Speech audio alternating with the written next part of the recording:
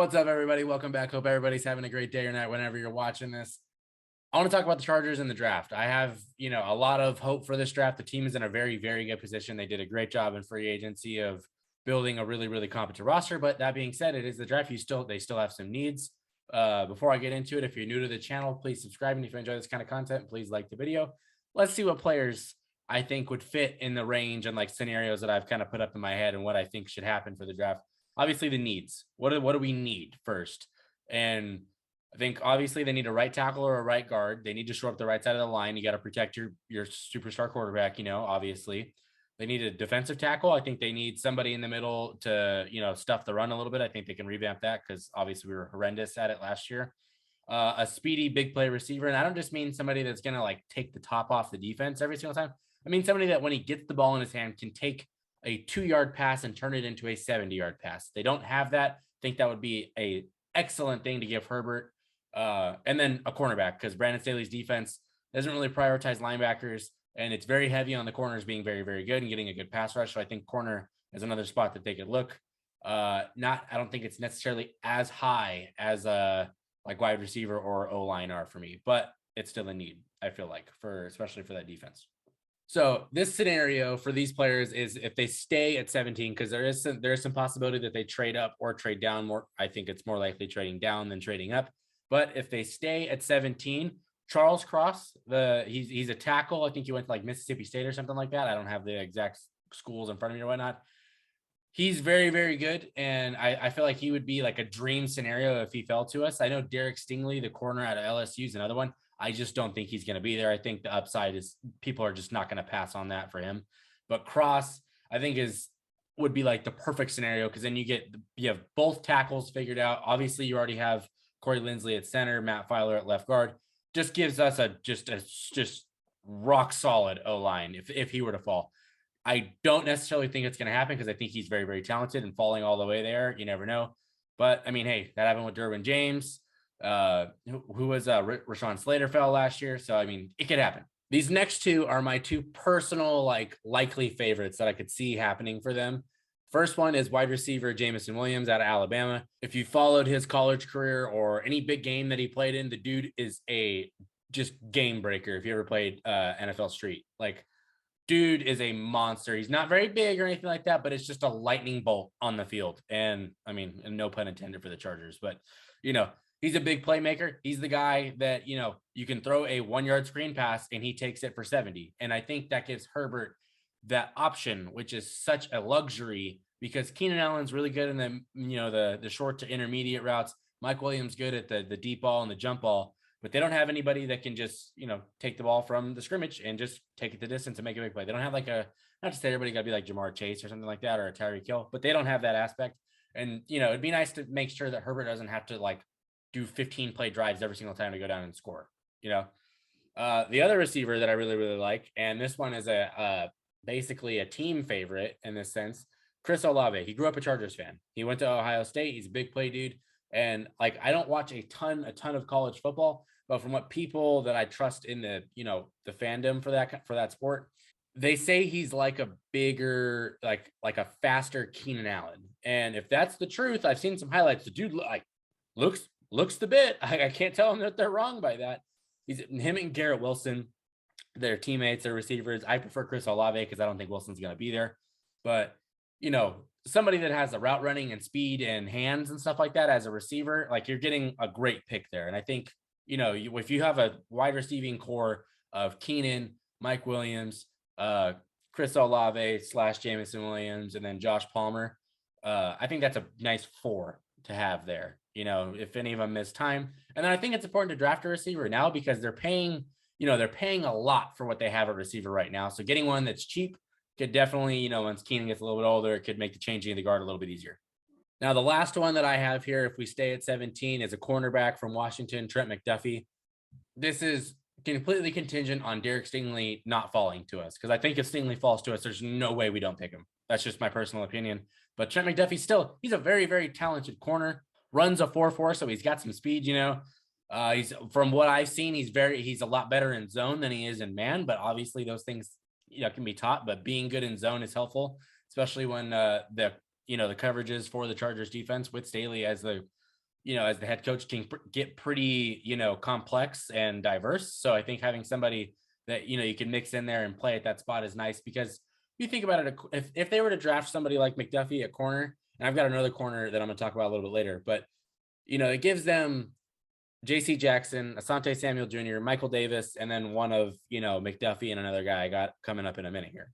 So I think it just gives them that depth that they need, because they're going to be very corner reliant, because since we're not going to have much at linebacker, it seems. Right. Now, my other scenario that I think is actually very, very likely is that they may trade down from 17 to, I think they would probably go somewhere between 20 and 25 in a trade. I think somebody is going to want to trade up to get a quarterback. It happens every single year. So I think that is very, very likely to happen. And obviously they're going to see, like, the Saints. I think the Saints are picking right after us. They still need a quarterback. So they're going to see the way, maybe we need to jump ahead of the Saints and, snag a quarterback. So I think that's going to be likely. The guys that I have, if we trade back into that 20 to 25 range, maybe even further, one, I like this pick. He's a guard, Zion Johnson.